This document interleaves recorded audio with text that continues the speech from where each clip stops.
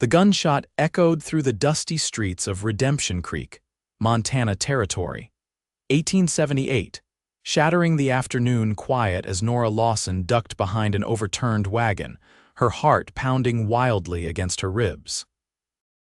Blood seeped through her fingers where she clutched her side, not her blood, but that of her father, who now lay motionless in their ransacked homestead a mile outside town. The men who'd killed him wanted something he'd never possessed, and now they wanted her dead too. "Found you, pretty thing," a gruff voice called out, boots crunching on the hard-packed dirt. "Ain't nowhere left to run." Nora pressed herself against the wagon wheel, her breath coming in shallow gasps. 3 days on the run, hiding in barns and ditches, had left her exhausted and desperate. Her once fine blue calico dress was torn and stained, her auburn hair falling loose from its pins. The sound of approaching footsteps sent ice through her veins. "Come on out, girl. Make it easy on yourself." A shadow fell across her hiding place, and Nora bolted, running blindly toward the livery stable at the edge of town. Behind her, cursing and the thunder of pursuit followed. Inside the dim stable, she collided with something solid, a man. Strong hands steadied her, and she looked up into the face of a stranger. Tall and broad-shouldered, with sun-weathered skin and eyes the color of a summer storm. His dark brown hair fell in waves beneath a dust-covered Stetson, and the star pinned to his leather vest marked him as the law. "Please," she gasped. But the words died in her throat as heavy footfalls approached the stable entrance. The stranger assessed her with a single glance, then pushed her behind him just as 2 men burst through the door, guns drawn. "This ain't your business, deputy," the taller of the 2 men snarled. "Everything in Redemption Creek is my business, Harlow," the deputy replied, his voice calm but carrying an edge like a well-honed knife. "You boys causing trouble again. That girl's a thief. Stole something valuable from my employer." The deputy didn't turn to look at Nora, keeping his eyes fixed on the armed men. "And who might that employer be?" "Victor Caldwell." Something flickered in the deputy's expression. "Caldwell, huh? Funny how his name keeps coming up whenever there's trouble." His hand rested casually near his holster. "I think I'll keep the lady in protective custody while we sort this out." The men exchanged glances, clearly weighing their chances. "Caldwell won't like this," the shorter one warned. "I'm heartbroken," the deputy replied dryly. "Now get out of my sight before I find reason to lock you both up." After a tense moment, the men retreated, muttering threats as they left. When they were gone, the deputy turned to face Nora. She flinched away as he reached toward her.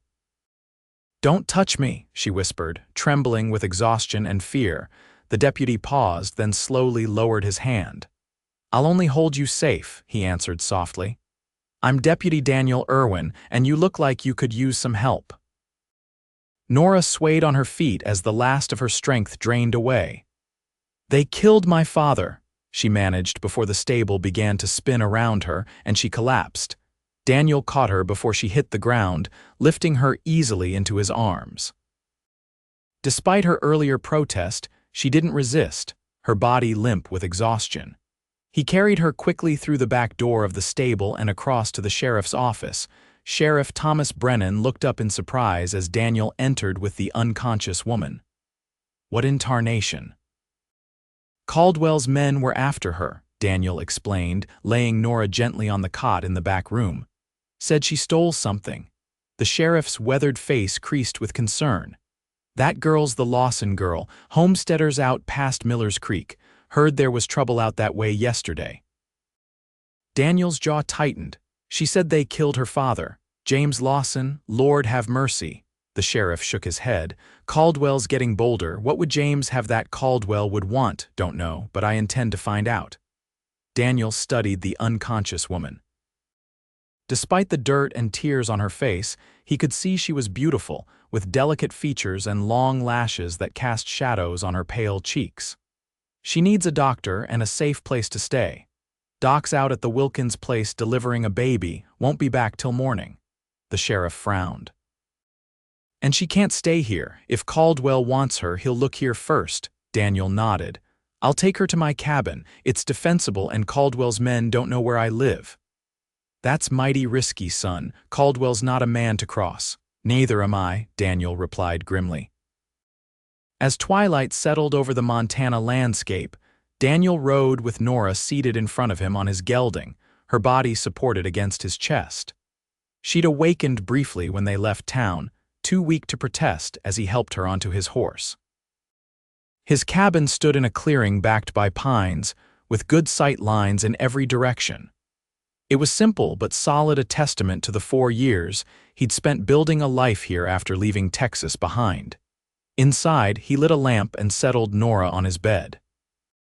In the warm glow, he could see her properly for the first time. She was younger than he'd first thought, perhaps 21 or 22. There was a strength in her face, even in unconsciousness, that spoke of a woman accustomed to hardship. He dampened a cloth and gently cleaned the dirt and dried tears from her face. Her eyes fluttered open at his touch, confusion giving way to fear as she jerked away. "It's all right," he said, keeping his voice low and calm. "You're safe here. This is my home. The men won't find you. We're well outside town." She tried to sit up but winced, clutching her side. "Are you hurt?" he asked, concerned. "Just bruised. Her voice faltered. "They dragged me from the house after they shot Pa." Daniel's expression hardened. "I'm sorry about your father." Tears welled in her eyes, but she blinked them back. "Caldwell wanted our land. Pa refused to sell. Said it wasn't just about the homestead, there was something on our property Caldwell wanted bad." "Do you know what?" She shook her head. "Pa never said exactly. Just that it was valuable and Caldwell couldn't be allowed to have it." Her hand moved to a small pouch hidden in the folds of her skirt. "Before he died, Pa gave me this and told me to run." From the pouch, she withdrew a folded document and a small leather notebook. "Land deed and Pa's journal.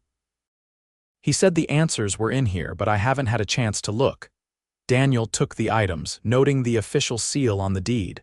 "I'll keep these safe for now. You need rest." Her eyes were already closing, exhaustion claiming her again. "Why are you helping me?" she murmured. "Let's just say Caldwell and I have history," Daniel replied. "Get some sleep, Miss Lawson. You're safe here." As Nora drifted off, Daniel settled into a chair by the window, rifle across his lap. Outside, an owl called in the darkness and the pines whispered in the night breeze. He unfolded the deed, studying it in the lamplight, then opened the journal. What he read made his blood run cold. Dawn was breaking when Nora awoke, sunlight streaming through the cabin windows. For a moment, she didn't remember where she was, panic rising until her eyes fell on the Deputy Daniel asleep in a chair by the window, his rifle propped against the wall. She studied him in the morning light. He was younger than she'd first thought, perhaps 28 or 30, with a strong jawline softened slightly by dark stubble. There was a scar along his right temple that disappeared into his hairline, and his hands, even in repose, looked capable and strong. As if sensing her gaze, his eyes opened, instantly alert. "Morning," he said, his voice rough with sleep. "How are you feeling?" "Better," she admitted, sitting up carefully. She was stiff and sore, but the bone-deep exhaustion had receded. "Thank you for helping me." He nodded, running a hand through his tousled hair. "I read your father's journal last night." Nora tensed. "What did it say?" Daniel crossed to the small table where the journal lay open. "Your father discovered gold on your property about 6 months ago, not just a substantial vein. But he also found something else." "What?" "Evidence that the land Caldwell's been buying up all over the county contains similar deposits. He's been forcing people out for pennies on the dollar, then selling the mineral rights to Eastern investors for a fortune." Nora's hands clenched in the quilt covering her. "Pa said it wasn't right, that's why he wouldn't sell. Your father was collecting proof, names, dates, witnesses who could testify to Caldwell's methods." Daniel tapped the journal. "It's all in here, enough to put Caldwell away for a long time." "That's why they killed him," Nora whispered, grief washing over her anew. "And why they want me dead too." Daniel nodded grimly. "Along with anyone else who knows about this." He hesitated. "There's more." The last entry mentions that your father sent copies of his evidence to a federal marshal in Helena. He was expecting the marshal to arrive any day. Hope flickered in Nora's eyes. Then we just need to find this marshal. It's not that simple. If the marshal was coming, he should have been here by now. Understanding dawned on her face. You think Caldwell got to him? It's possible. Caldwell has connections, money buys influence, even with some lawmen. Daniel's expression was troubled. Sheriff Brennan's a good man, but he's one man against Caldwell's small army of hired guns. Nora pushed back the covers and stood, swaying slightly until Daniel steadied her with a hand on her elbow. I can't just hide while Caldwell gets away with murder, she said fiercely. My father died for this. I'm not suggesting we hide, Daniel replied, a glint of determination in his eyes. I'm suggesting we fight smart. We need to get your father's evidence to someone Caldwell can't touch. How?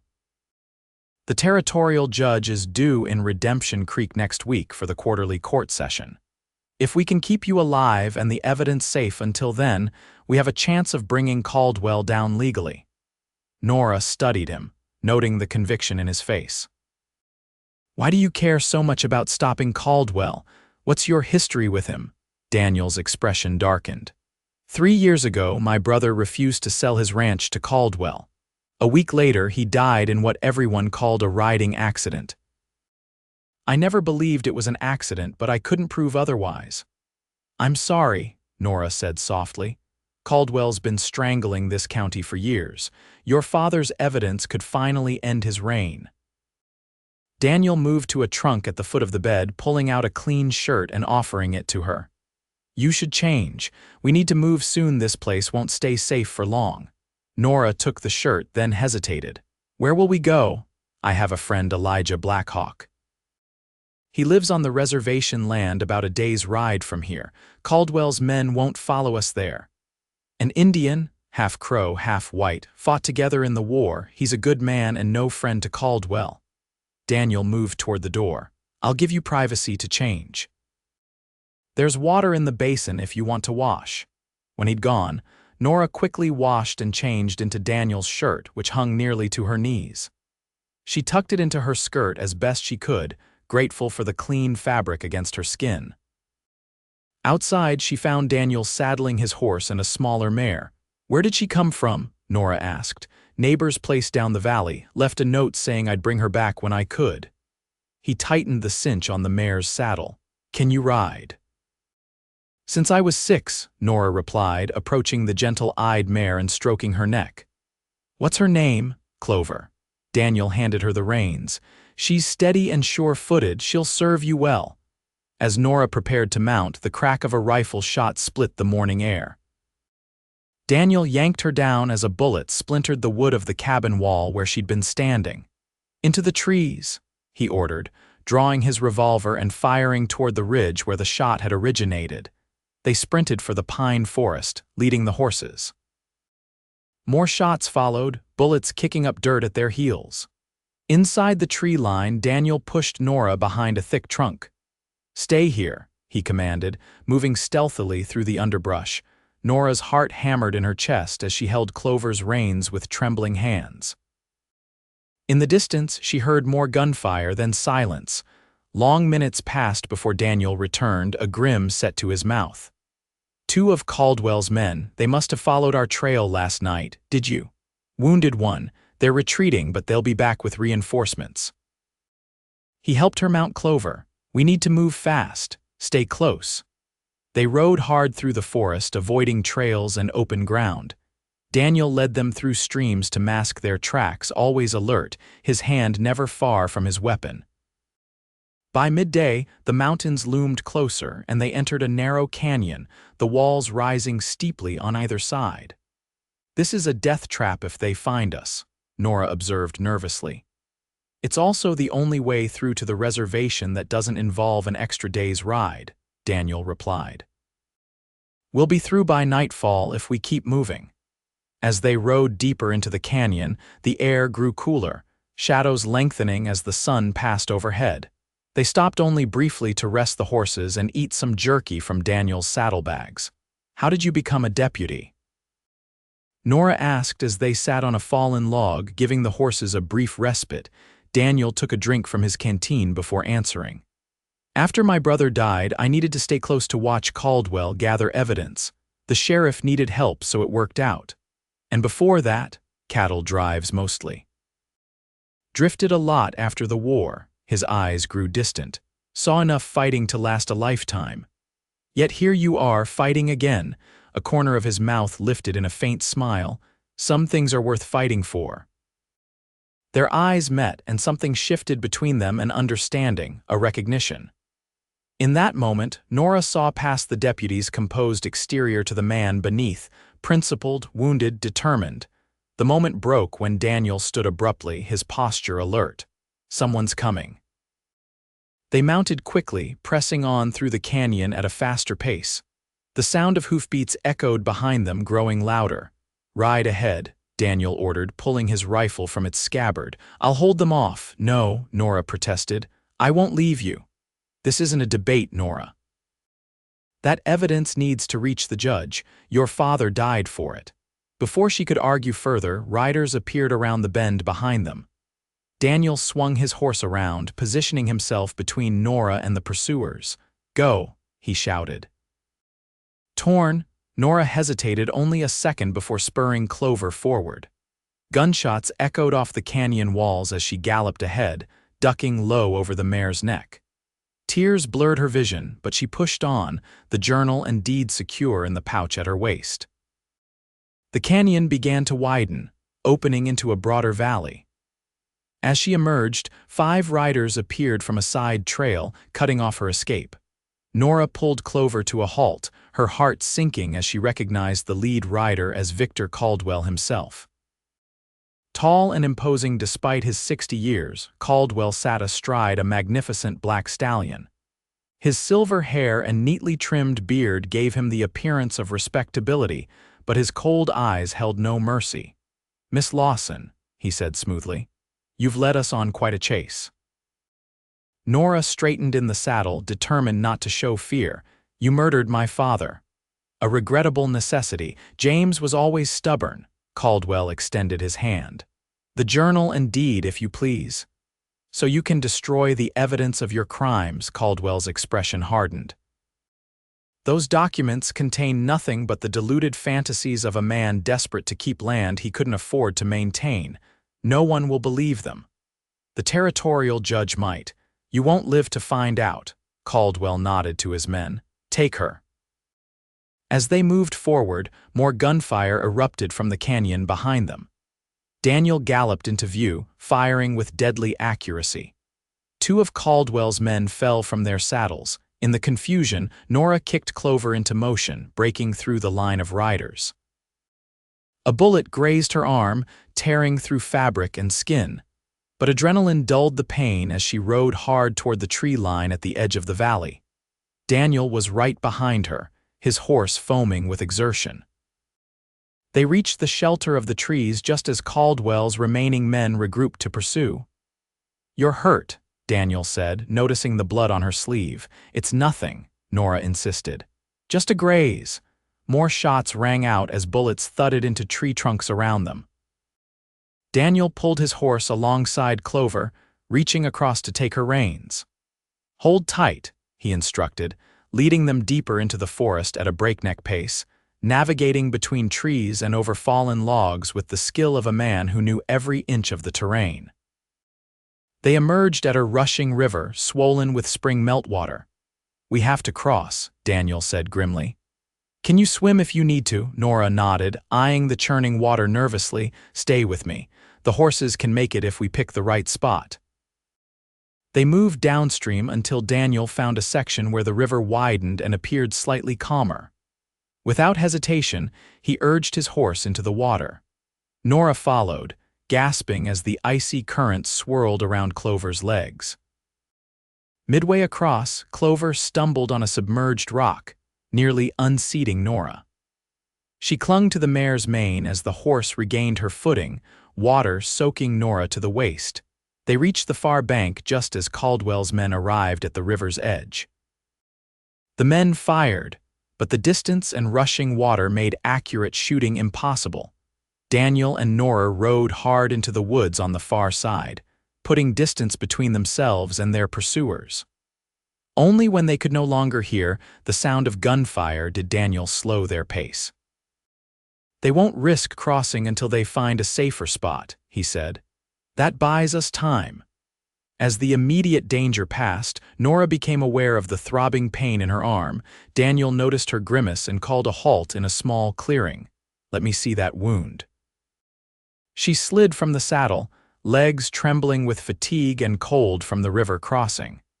Daniel helped her sit on a fallen log, then gently pushed up her sleeve to examine the bullet graze. "It's not deep, but it needs cleaning." He pulled a flask from his saddlebag and a clean handkerchief from his pocket. "This will sting." Nora bit her lip as he poured whiskey over the wound, then bound it carefully with the handkerchief. His touch was gentle despite his calloused hands, and she found herself studying his face as he worked the concentration in his eyes, the firm set of his mouth. "Thank you," she said softly when he finished, "for everything." Daniel met her gaze, something unspoken passing between them. For a moment, Nora thought he might touch her face, but he pulled back, returning the flask to his saddlebag. "We should keep moving. Elijah's place is still a few hours' ride." They rode through the afternoon, the terrain growing more rugged as they ascended into the foothills. Nora's arm throbbed and exhaustion weighed on her, but she pushed through, drawing strength from Daniel's steady presence beside her. As dusk fell, they crested a ridge and saw smoke rising from a cluster of buildings in the valley below. "Elijah's place," Daniel said. "We'll be safe there." The relief in Nora's voice was palpable. "Will Caldwell follow us onto reservation land?" "He shouldn't. It would bring the army down on him. Even Caldwell's not that foolish." They rode down into the valley as the first stars appeared in the darkening sky. Elijah's cabin was larger than Daniel's, with a barn and corral beside it. As they approached, a tall man emerged from the cabin, rifle in hand. "That's far enough," he called. "It's Daniel Irwin, Elijah. I've brought a friend who needs help." The man lowered his rifle, stepping into the light spilling from the cabin door. He was broad-shouldered and powerfully built, with long black hair tied back from a face that showed his mixed heritage in its strong features. "Daniel, been a while." His dark eyes shifted to Nora. "Who's she?" "Nora Lawson. Caldwell's men killed her father and are hunting her. She has evidence that could put Caldwell away for good." Elijah's expression hardened. "Caldwell, get inside, both of you." The cabin was warm and welcoming, with a fire crackling in the hearth and the scent of coffee in the air. A woman rose from a chair by the fire, Elijah's wife Sarah, a gentle-faced woman who immediately took charge of Nora, tutting over her wound and exhausted state. "You need a hot meal, dry clothes, and rest," she declared, leading Nora to a small bedroom off the main room. "I have a dress that might fit you." While Sarah helped Nora change and rebandaged her arm with proper medicine, the men's voices drifted through the thin walls as Daniel explained the situation. "Caldwell's gone too far this time," Elijah said. "Killing a homesteader for his land is one thing. The whites often look the other way when it's just about property, but evidence of corruption that reaches to Helena, that's different. The territorial judge arrives in Redemption Creek in 5 days. Daniel replied. "If we can get Nora and the evidence to him safely, Caldwell's finished." 5 days is a long time when you're being hunted, Elijah observed, and a lot can happen to evidence in 5 days. "That's why I came to you. Caldwell won't risk coming onto reservation land. Don't be too sure. His kind only respects boundaries when it suits them." When Nora emerged in a simple calico dress borrowed from Sarah, the men fell silent. She looked different with her auburn hair freshly brushed and hanging loose around her shoulders, the dirt and exhaustion of the past days washed away. Daniel's gaze lingered on her, something flickering in his eyes before he quickly looked away. Over a simple but hearty meal of stew and cornbread, they discussed their options.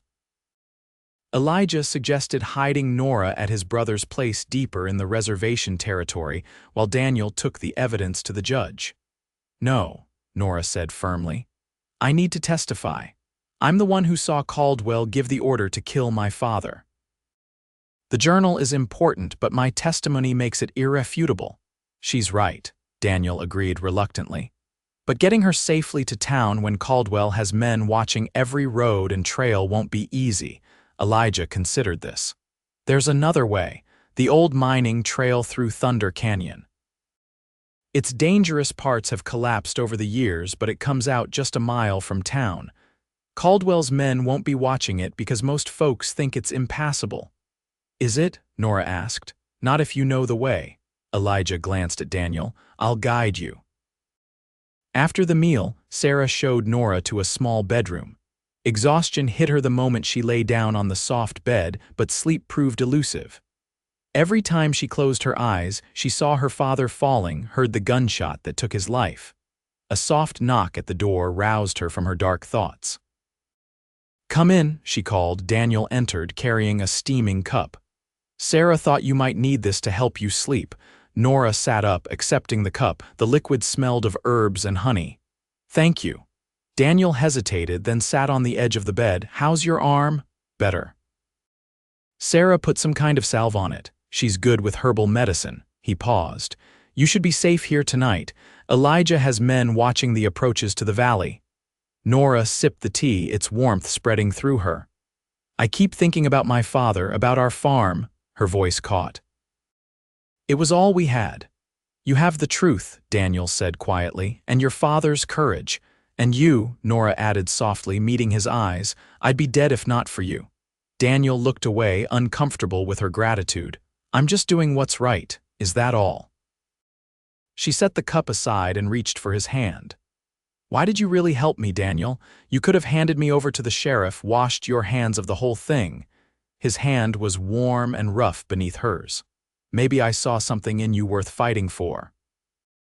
The words hung between them, laden with meaning.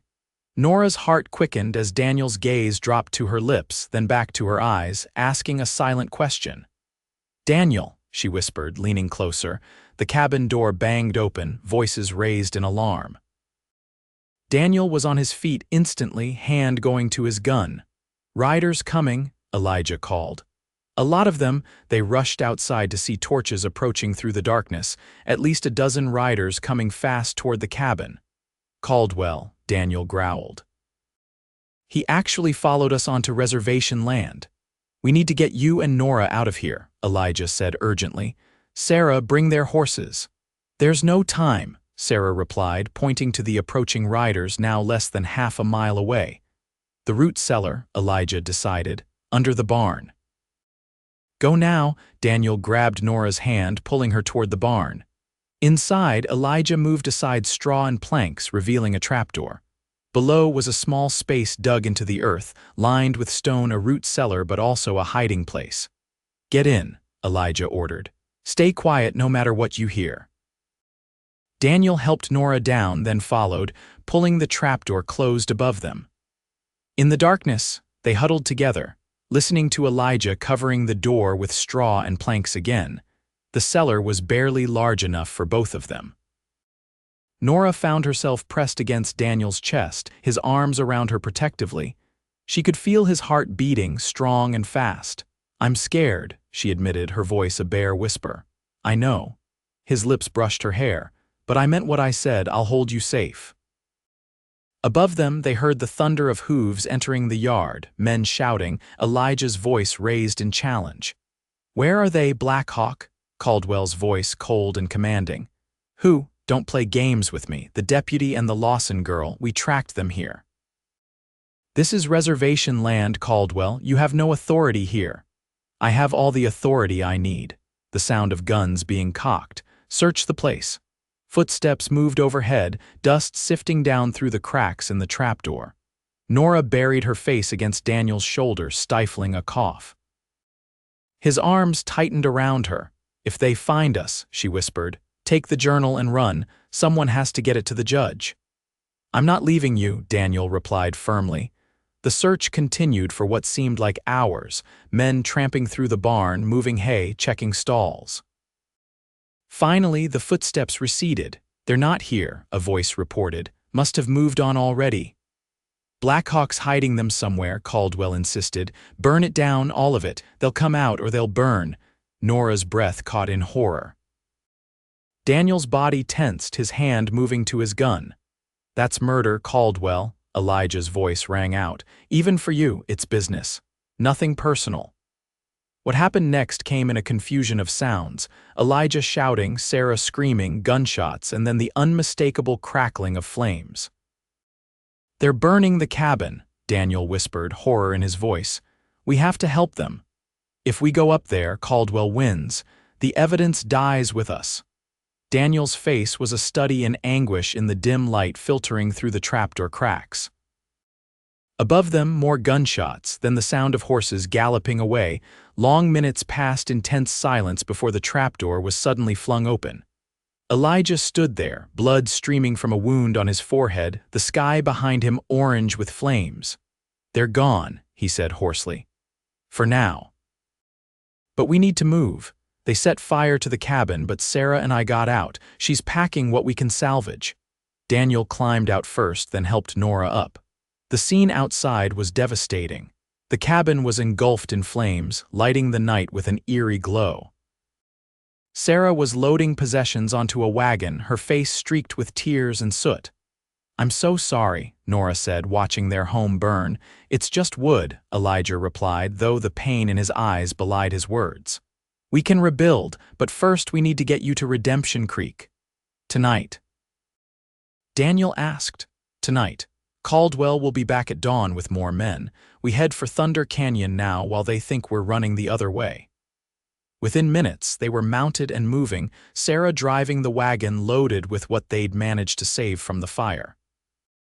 They rode hard through the night, away from the burning homestead, toward the mountains that held Thunder Canyon. By first light, they reached the entrance to the canyon, a narrow cleft in the rock face that looked barely wide enough for a horse. We'll leave the wagon with my brother's family, Elijah said, pointing to a small cluster of tippies visible in the distance.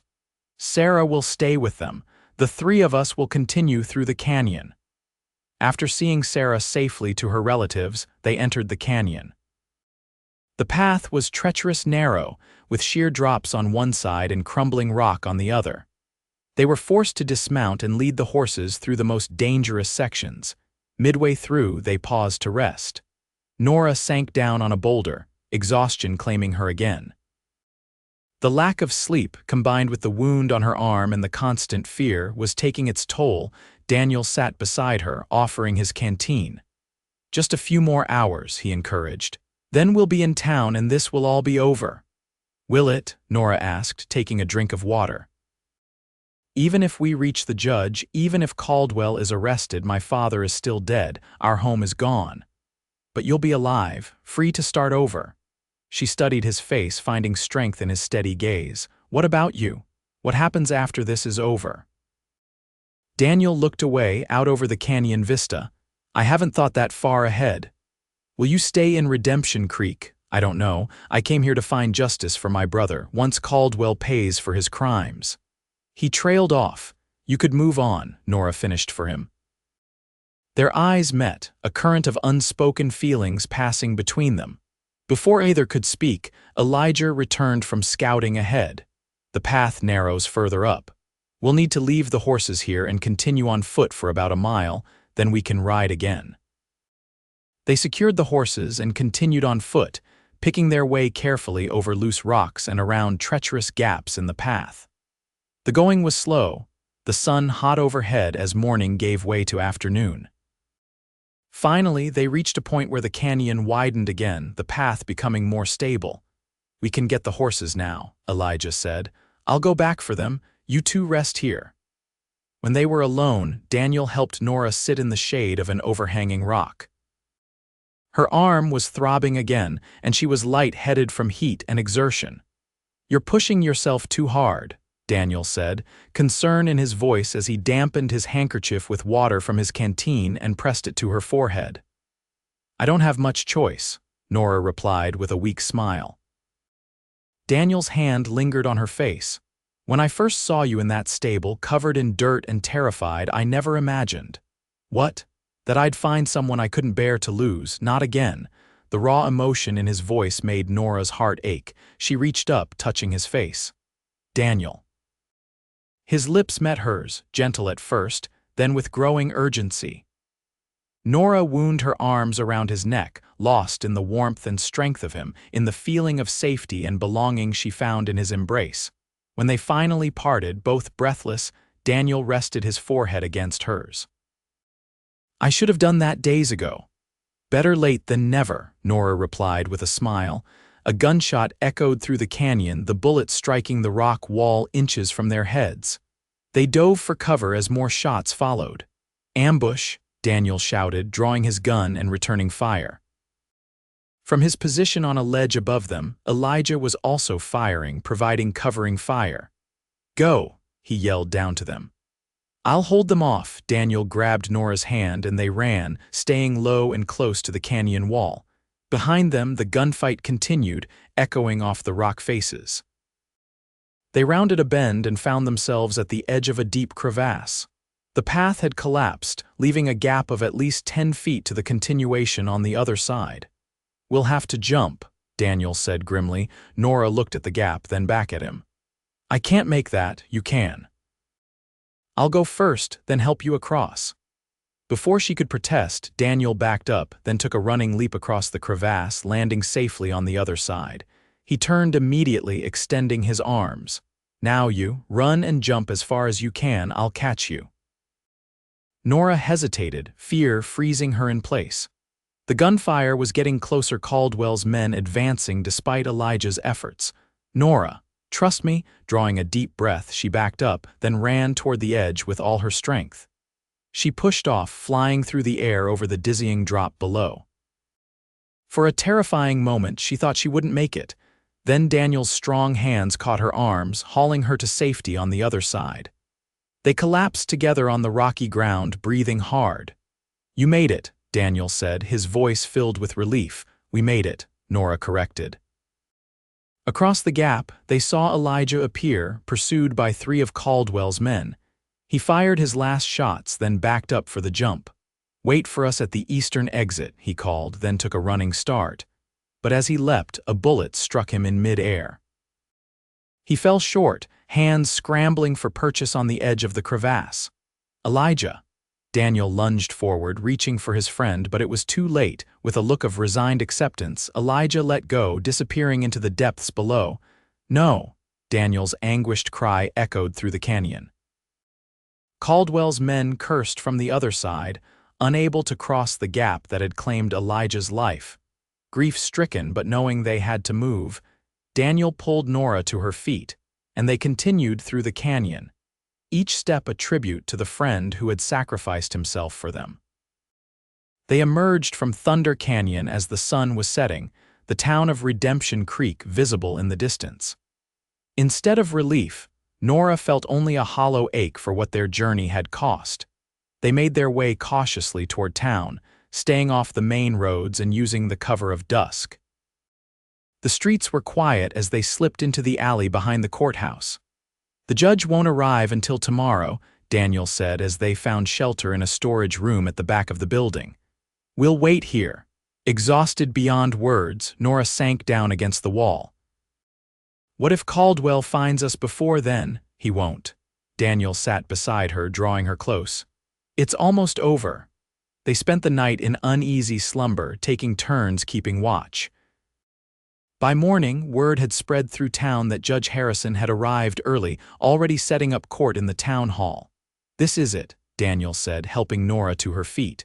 "Are you ready?" She straightened her borrowed dress, squaring her shoulders. "For my father, for Elijah.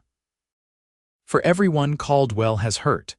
They made their way to the town hall, where a crowd had gathered for the judge's arrival. Inside, Judge Harrison, a stern-faced man with piercing eyes, was already seated at a table at the front of the room. As they entered, Sheriff Brennan spotted them from his position near the door, his eyes widening in surprise. He hurried over. "Daniel, where have you been?" "And Miss Lawson, I feared the worst." "Sheriff, we need to speak to the judge immediately," Daniel said urgently. "We have evidence against Victor Caldwell: murder, corruption, land theft." Before the sheriff could respond, the doors burst open and Caldwell himself strode in, flanked by his men, his cold eyes fixed on Nora and Daniel. "There they are," he announced loudly. "The murderers I told you about, Judge. The ones who killed my men and an Indian on reservation land." Judge Harrison looked up sharply. "What's the meaning of this?" Daniel stepped forward, placing himself protectively in front of Nora. "Your Honor, my name is Daniel Irwin, Deputy Sheriff of Redemption Creek. This is Nora Lawson. We have evidence that Victor Caldwell has been murdering homesteaders to seize their land for gold deposits, including James Lawson, Nora's father." "Preposterous," Caldwell scoffed. "The girl's father died resisting arrest after attacking my men. As for Deputy Irwin, he's been helping her evade justice." "We have proof," Nora said, stepping forward and withdrawing her father's journal and the land deed from her pouch. "My father documented everything: names, dates, witnesses." "Caldwell killed him for this information." The judge motioned them forward. "Let me see these documents." As Nora moved to hand over the journal, one of Caldwell's men drew his gun. Daniel reacted instantly, shoving Nora aside as the shot rang out. The bullet meant for her struck him instead, and he fell heavily to the floor. Chaos erupted in the courtroom. Sheriff Brennan and his deputies subdued Caldwell's men while Nora dropped to her knees beside Daniel, pressing her hands to the wound in his shoulder. "Daniel, stay with me." His eyes fluttered open, pain etched in every line of his face. "The journal," he gasped. "Give it to the judge." With trembling hands, Nora passed the blood-spattered journal to Judge Harrison, who had hurried to their side. "Please," she begged, "read it. My father died for this truth." The judge nodded grimly, taking the journal. "Get this man to a doctor," he ordered, pointing to Daniel, "and arrest Caldwell and his men. No one leaves this room." Hours later, Nora sat beside Daniel's bed in Doc Wilson's clinic. The bullet had been removed, and though he'd lost blood, the doctor assured her that he would recover with time and rest. Daniel stirred, his eyes opening slowly. "Nora, I'm here." She took his hand, tears of relief spilling down her cheeks. The judge read the journal. "Caldwell and his men are in custody. It's over." A faint smile touched Daniel's lips. "Your father would be proud. And Elijah didn't die in vain." Daniel squeezed her hand weakly. "What will you do now?" "I don't know," Nora admitted. "The farm is gone. Everything I had was there." "Not everything," Daniel said softly. "You have me if you want me." Nora's heart swelled with emotion. "I do want you more than anything." "Then stay," he murmured. "We'll build something new together." 3 months later, on a golden autumn afternoon, Nora stood on the porch of the new cabin she and Daniel had built on her father's land. The vein of gold had proven rich enough to fund not only the new house, but also a small herd of cattle and horses. Victor Caldwell had been sentenced to 20 years in territorial prison for his crimes. His empire had crumbled, his ill-gotten lands returned to their rightful owners or their heirs. Daniel came up behind her, wrapping his arms around her waist. His wounded shoulder healed enough to let him work again, though it still pained him in cold weather. "What are you thinking about?" he asked, pressing a kiss to her temple. "Everything that brought us here," Nora replied, leaning back against his chest. "All the loss, all the pain. And all we've gained," Daniel added. "A home, a future." Nora turned in his arms to face him, her heart full as she looked up into the face of the man who had risked everything to keep her safe. The man who had taught her that even in the darkest times, love could take root and grow. "I love you, Daniel Irwin," she said simply. "And I love you, Nora Lawson Irwin," he replied, using the name she'd taken when they'd married in the small church in Redemption Creek just a month ago. As the sun set over the Montana mountains, painting the sky in shades of gold and crimson, Daniel bent to kiss his wife, his hands gentle as they had been that first day when she'd whispered, "Don't touch me," and he had promised, "I'll only hold you safe." A promise he had kept and would keep for all the days of their lives.